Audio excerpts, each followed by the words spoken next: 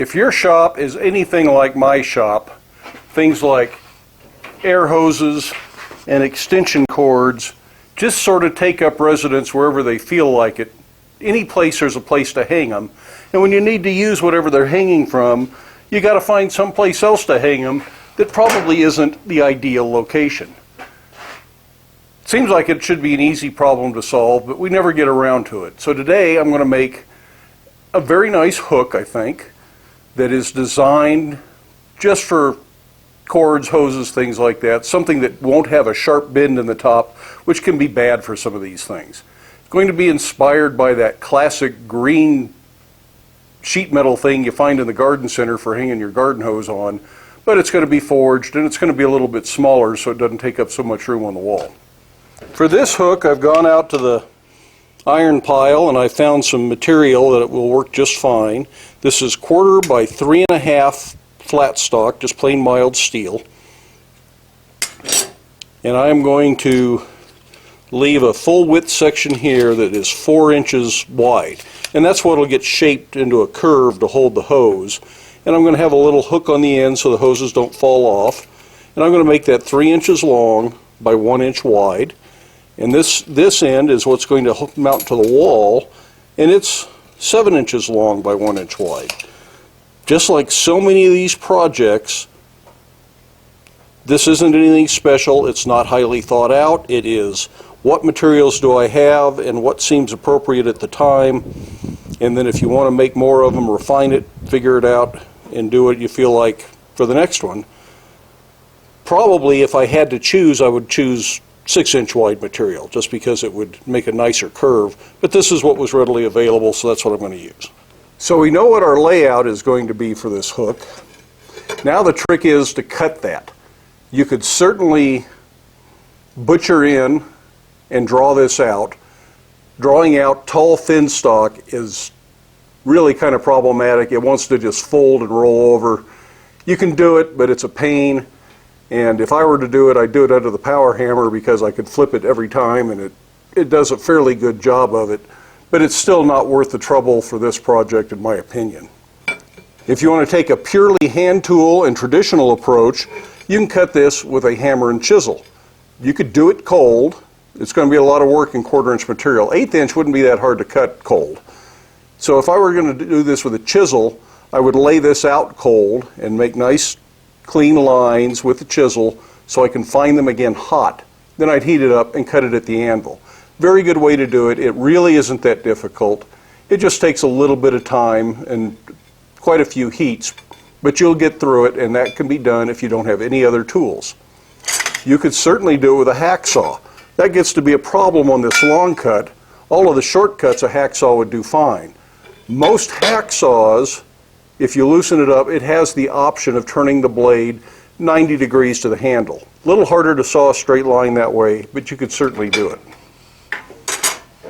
You could use an angle grinder with a cutoff blade. That's a very good way to do it. It's pretty easy to follow that line. We're going to forge it again anyway, so if you're a little wavy on your cut, that's not a big deal. Super easy to cut these cross lines with it. Angle grinder would be a great option. But I've got this little portaband set up on a stand next to me, and it makes a very good little saw for doing this. I know not everybody has one, which is why these other options are possible, but I got into the shop really late today. It's only an hour before I usually quit, so I'm going to try and get through this project relatively quickly, and even though it won't affect the video length, I'm going to get out of here a lot faster if I go ahead and bandsaw it. So that's what I'm going to do today. But if you don't have a bandsaw, chisel, hacksaw, angle grinder, they all work, torch, plasma cutter. You're just creating a blank. The nicest blank would be chisel cut because you would also be creating a nice bevel on it. But don't worry too much about that.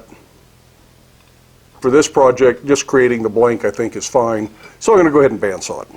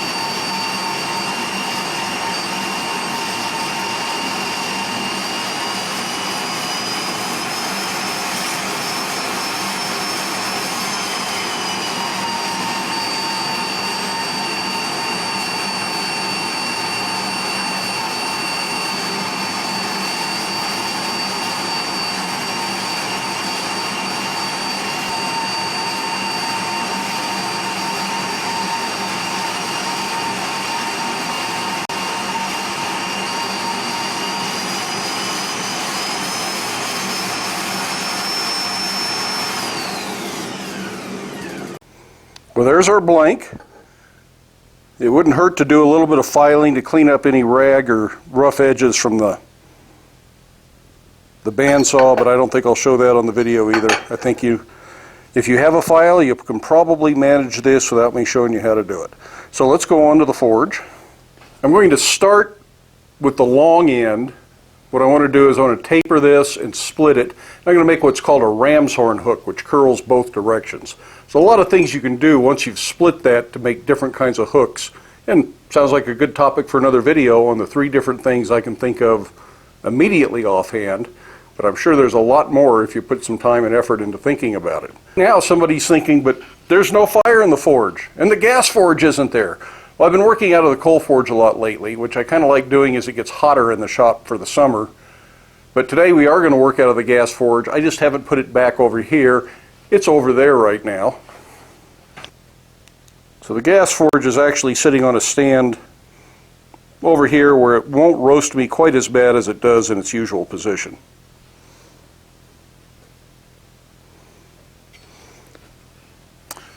So we're going to get this hot and we're going to taper it and then we're going to split it.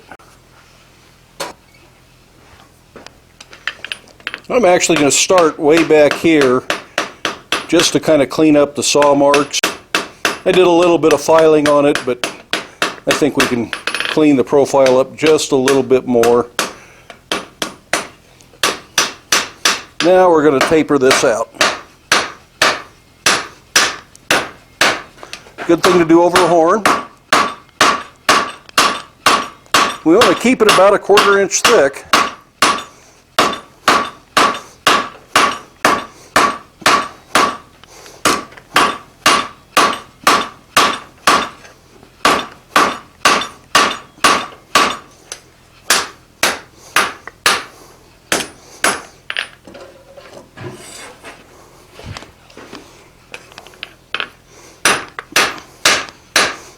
Now you can use the peen to help draw this out a little bit, especially when it's getting too thick like this. And be careful of your knuckle, that's hot and you're awfully close.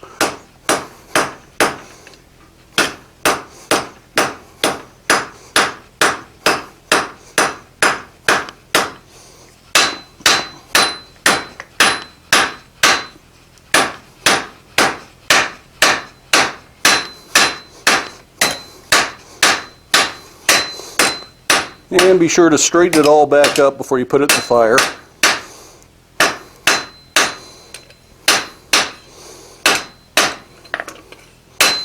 Easier to keep it straight every heat than it is to try and fix all sorts of bendies later. I'm going to do just a little bit more, it's still a little thick, and then we'll split that.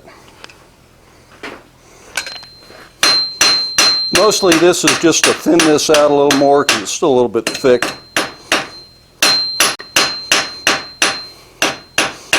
Now it's going to be time to go ahead and split this. Now typically I would split this under the treadle hammer, but since not everybody's got a treadle hammer, let's go ahead and do it at the anvil.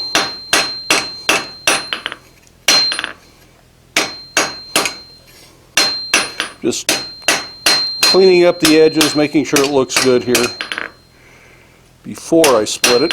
It gets hard to do after.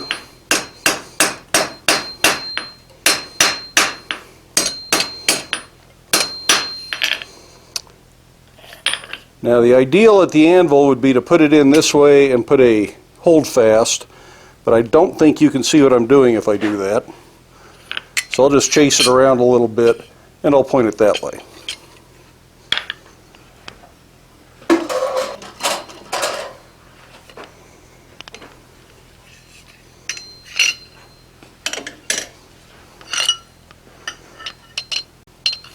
So start kind of slow here and make sure you're really running a center line. It's going to make it look better in the long run. It first cuts a little off, but it's shallow, so I can still fix it. That's much better.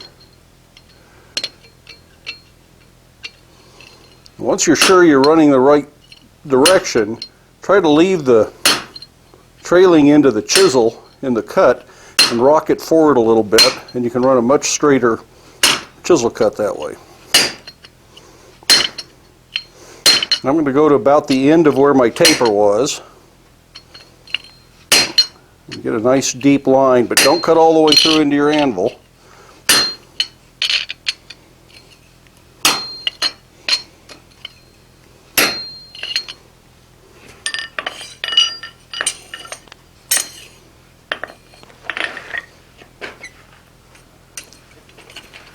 So I'm about a third of the way through right now.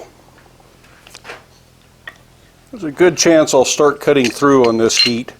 So I'm going to go ahead and put a soft cutting plate down.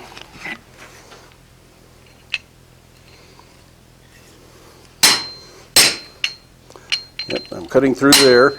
And once you start cutting, it goes a lot quicker, and it wants to actually split a little bit. In wrought iron, it really splits. I'm going to cool my chisel occasionally. Now, if your chisel's good and sharp, you'll end up with a fairly clean cut.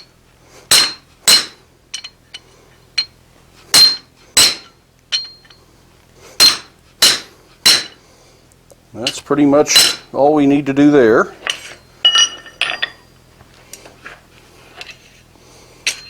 Now remember, that cutting plate's hot.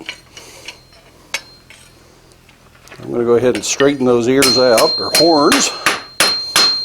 But there is a little bit of a rag there, so we're going to go to the vise and file that hot real quick. Bring the hammer and the chisel to the vise.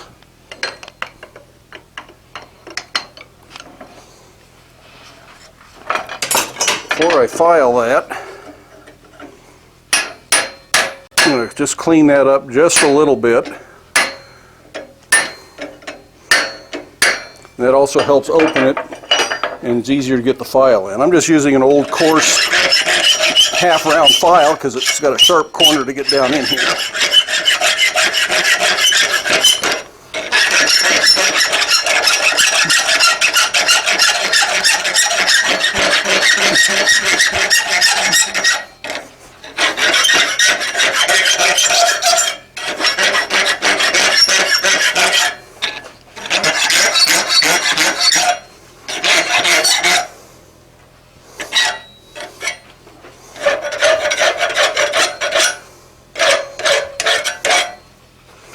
That's all we really need to do.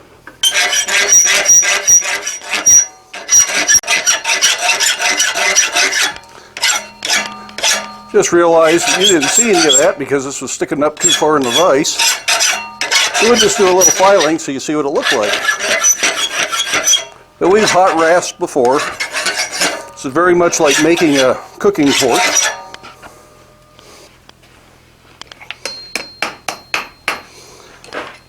The key at this point is to try and make these the same.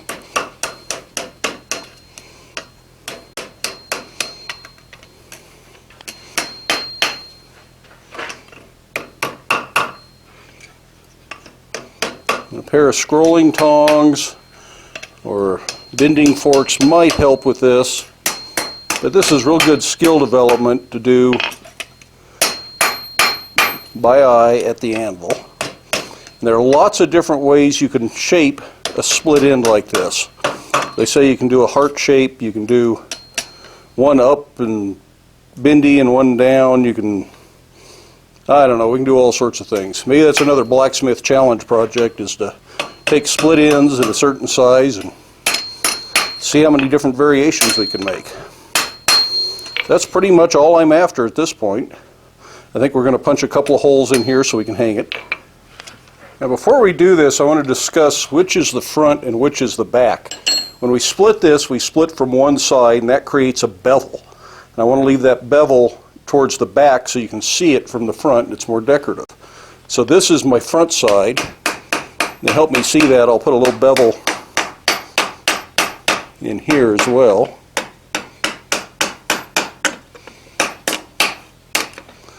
So I'm going to start my punch from the back side, and I'll explain this when I get to a point where it matters. I wish I had grabbed a bigger hammer.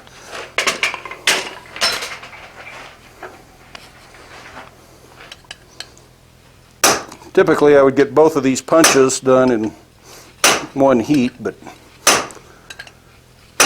talking about it, I'll be lucky if I get one done. Now when I flip this over so the front side is up, I'm going to have to go over. Well, I don't know if you saw that first hole get punched or not. The camera says the memory card was full, so I had to go clean that out before I can do this second one. So I'm punching holes, and I want to know where my front side is. This bevel around the horns I want to the back so you can see it. It's a kind of a decorative effect. So I'm going to actually start punching from the back side.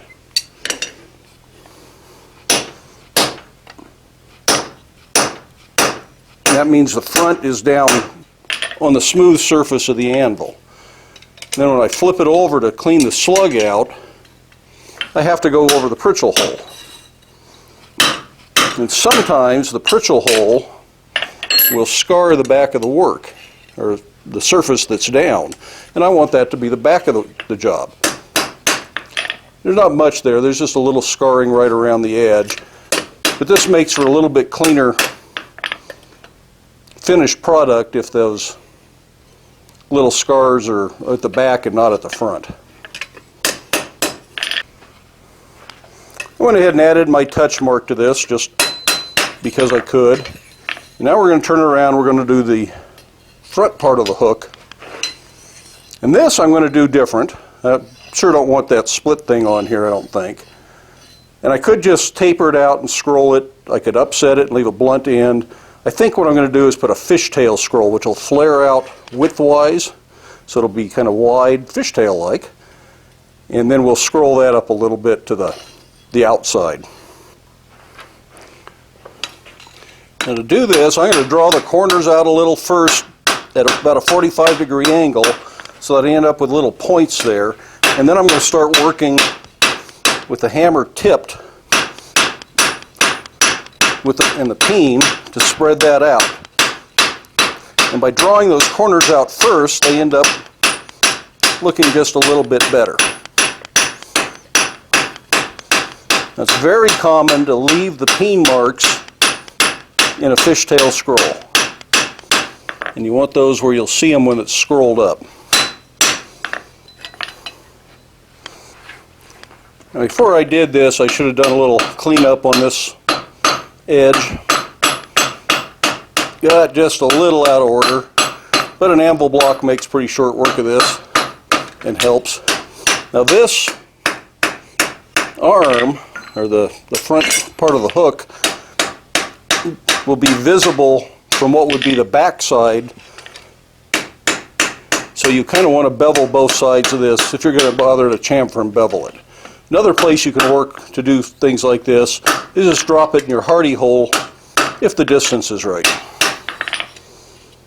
So my next trick, I'm going to want to scroll that down.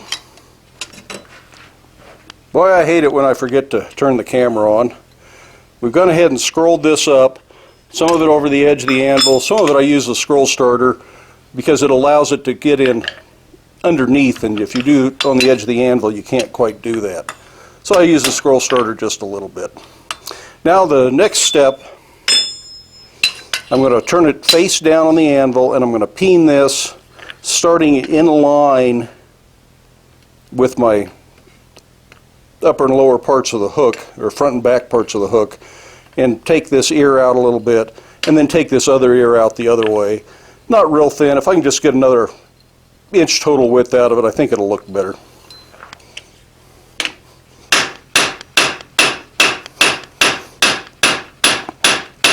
I'll work all the way across from front to back in each line as I peen to keep this as even as possible.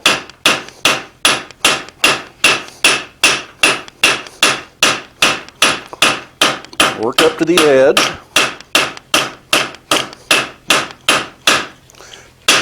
Then I'll go to the face and kind of smooth that out.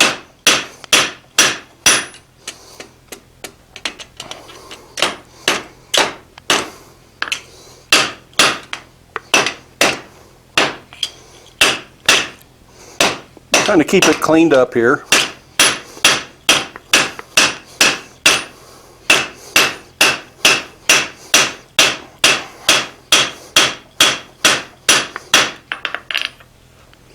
Now this was 3.5 wide. It's now 3 3/4. So we only picked up 1/4 of an inch doing that.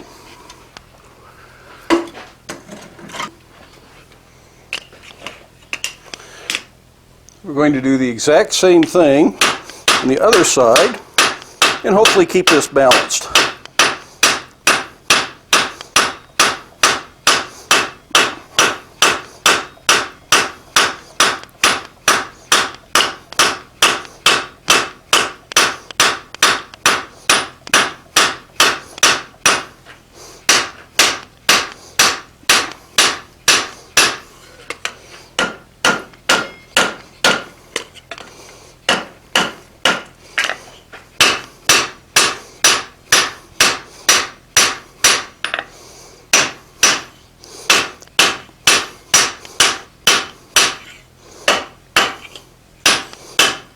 We can go as far as we want with that, but I'm not sure there's much point in it.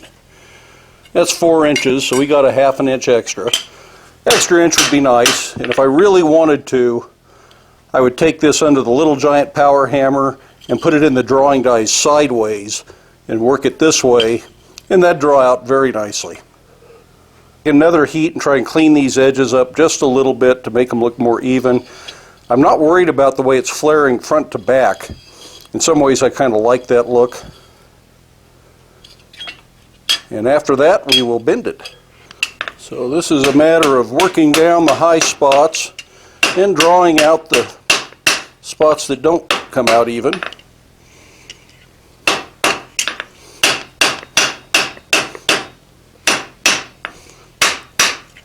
And I think that already looks a lot better. So now while I've got some heat, I'm just going to go ahead and bend this over. Careful you don't mess up your scroll in there.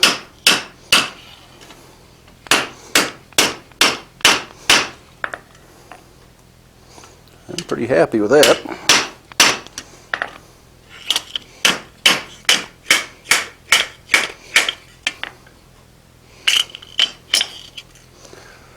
I'm going to cool that off.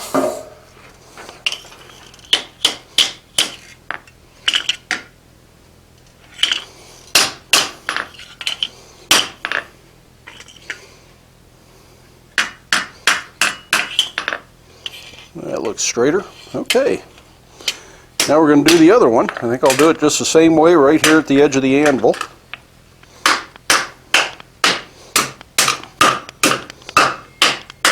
You could certainly lock this in the vise to bend this. It would probably be a little bit simpler.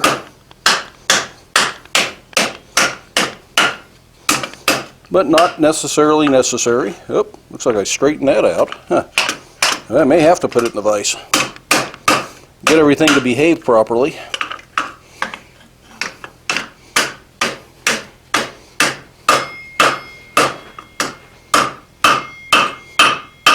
There we go. It's the advantage of the horn, or the tail of the anvil, sticking over like this.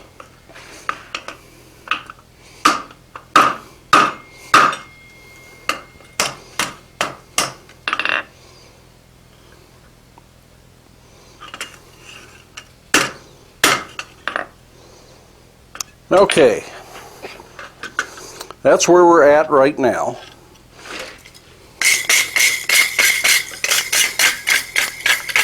But I want this curved.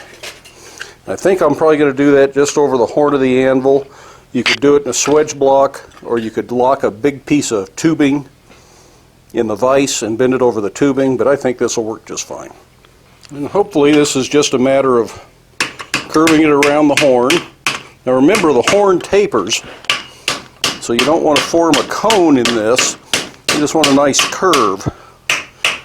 You've got to be careful not to bend your upright too much doing this. This may take a couple of heats, but if you turn it around, you can get to the same spot on the horn from both sides.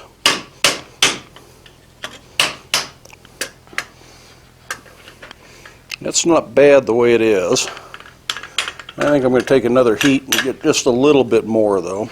And I've got to straighten it. The two parts of the hook aren't quite in line. I think this back one is tipped over a little bit.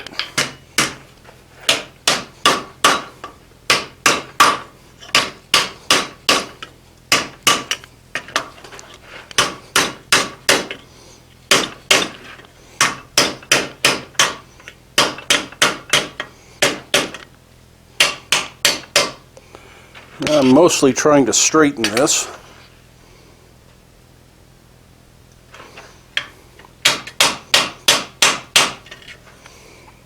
And I think that pretty well has it. I think the last thing I'm going to do with this, and I'll probably wait till it's cold, is I will either file or grind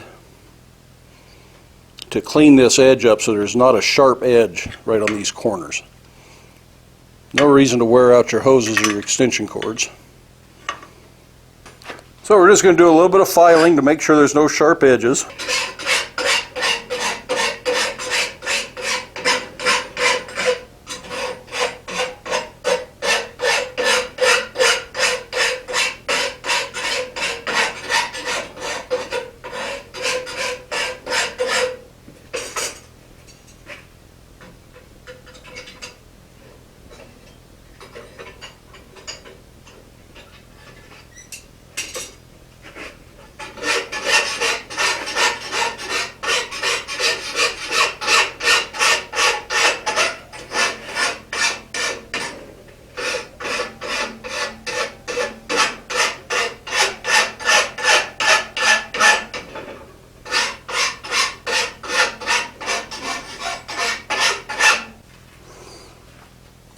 This is still too warm to handle, is why I'm using tongs.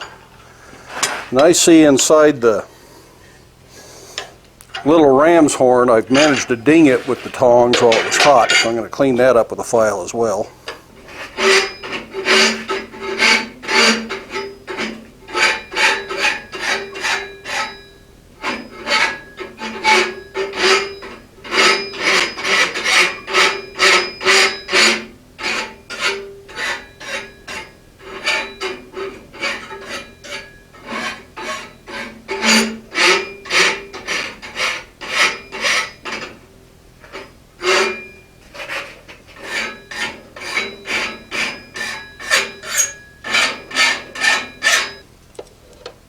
Well, there is a finished hook, and that would hold an air hose and a couple of extension cords, or who knows, but pretty handy. You could probably even use it for a short section of garden hose at the house if you wanted to, but I'm going to keep this one in the shop because I kind of like it. Now I put this down by my bench, between the bench and the fly press, where it's kind of out of the way, and I put it low enough that it's below the table of the fly press in case I have something hot on there. I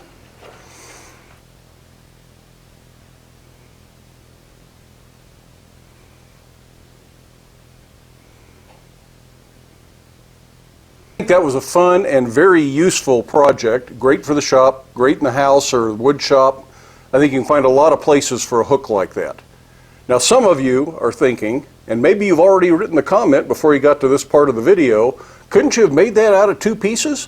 Certainly you could have. Use a piece of 1/4 by 1 for the hook, and then a piece of 1/8 by 6, 4 by 6, whatever measurements you want for the curved part. It would probably be a little bit simpler, might actually go faster. You wouldn't need a bandsaw, you wouldn't have to chisel a bunch of stuff out. I kind of like the look of the solid one-piece hook though, and that's what I wanted to go for. But it sounds like a good idea for another video to do one that's in 2 pieces, so I think we'll do that. Another approach would be to start that out of something like 1/2 by 2 and draw out the 1/4 by 1 in one direction and then spread the 1/2 inch bar widthwise in the other direction.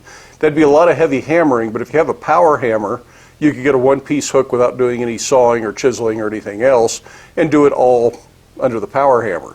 So that would be another option. Lots of ways you can do things. There's always more than one approach to most things you do in blacksmithing.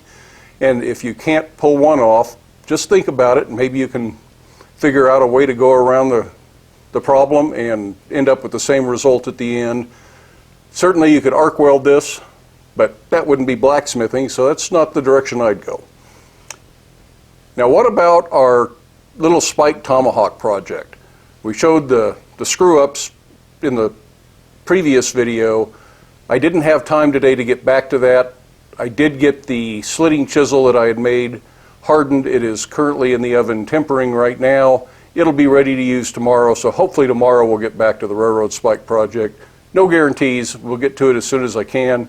If not, we'll do another simple little project in the meantime. But we will get it done, and we will be successful at it, one way or the other. Well, I hope that was entertaining. I hope you enjoyed it. Hope you can give it a thumbs up. Love it if you hit the subscribe button.